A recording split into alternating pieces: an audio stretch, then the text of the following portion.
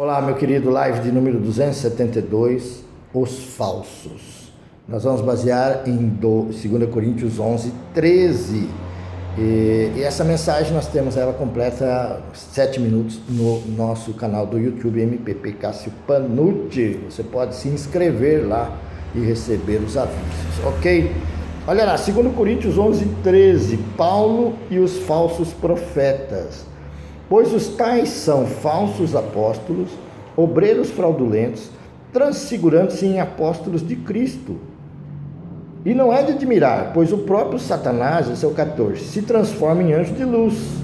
Não é muito, pois, que os seus ministros se transformem em ministros da justiça, o fim deles será conforme as suas obras.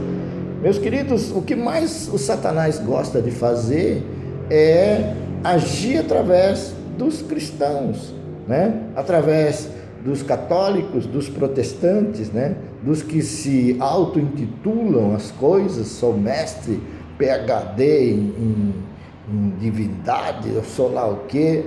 É esses que o diabo procura, que usam a sua alma, né? Que usam o seu pensamento, né? As suas emoções fora da vontade de Deus. É lógico que a nossa alma, o espírito nosso usa quando Deus toca no nosso espírito.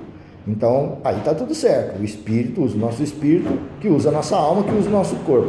Quando a coisa parte da alma da pessoa, uma decisão da pessoa, uma vontade da pessoa, um gosto da pessoa, um pensamento, um raciocínio da pessoa, isso aí chama-se o poder latente da alma. E o diabo já entrou na história. Lembra que na frente de Jesus, ele tentou usar Pedro para atrapalhar o que Jesus estava fazendo. Jesus falou, eu vou ter que morrer. Pedro falou, de jeito nenhum, nós não vamos deixar. Resposta de Jesus para Pedro, arreda de mim, Satanás. Pedro, Satanás entrou na sua boca e está usando você para falar isso daí. Meus queridos, nós estamos num mundo conectado com o mundo espiritual, né? As pessoas são usadas por Deus ou usadas pelo diabo, e isso depende da disciplina dela para com as coisas de Deus. Estou falando para quem nasceu de novo, não é ímpio. O ímpio é usado pelo diabo direto, né? Os demônios moram dentro deles. Mas os cristãos também são atuados pelos demônios, né? E com isso surgem os falsos pastores, né? Os falsos profetas, os falsos mestres, os falsos apóstolos. Aí aqui fala, tais são falsos apóstolos, obreiros fraudulentos. Mas por que surge os falsos, né? Primeiro porque tem os verdadeiros, né? Não fica só no negativo aí, detonando, acho que esse aqui é falso, aquele é falso. Não, existe os falsos porque existem os verdadeiros, né? Os verdadeiros estão confirmados aqui também nesse texto. Se existe o falso é porque tem um dinheiro falso. Por quê? Porque ele imita o verdadeiro. Ele imita como? Com a alma dele.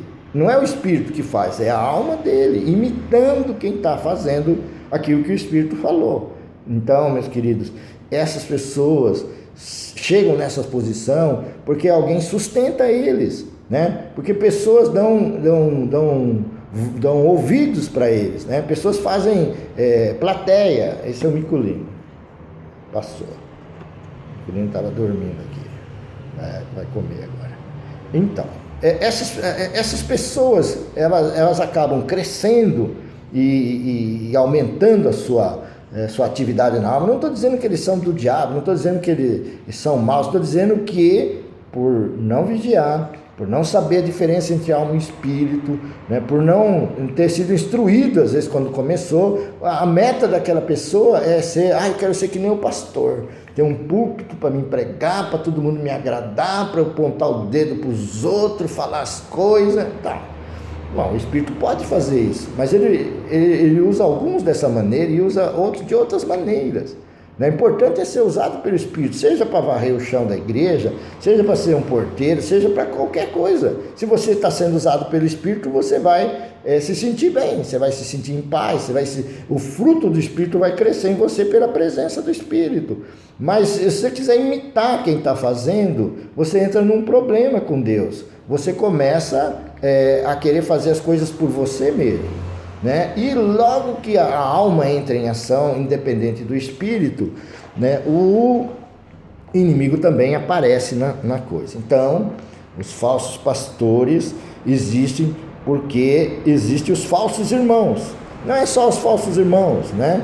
Existem falsos cristos, Mateus 24, né? Falsos corpo de Cristo, né? Parece igreja, mas não é igreja, não é a igreja da Bíblia. Falsos crentes, Tomé era um falso crente, né? Andando com Jesus, vendo os milagres, continuava incrédulo, né? Falsos irmãos, né? Paulo, né, fala deles, né? Fala que se alguém vier falar um outro evangelho, né? Nem que seja um anjo, né? As pessoas ouvem o evangelho pelas metades, tem uma experiência mínima da coisa, já sai para montar uma igreja, já sai para fazer uma missão, já sai para fazer a obra de Deus, e esquece que ele estava dentro de um contexto, que ele estava numa estrutura que tinha um corpo, que tinha pessoas, né, que estavam amparando ele, instruindo ele. De repente ele chuta o balde, né, e se torna um falso irmão, né? Falsos líderes, Atos 20:30, né, fala de líderes, lobos cruéis que surgiriam falando coisas perversas para enganar, se possível, até os escolhidos.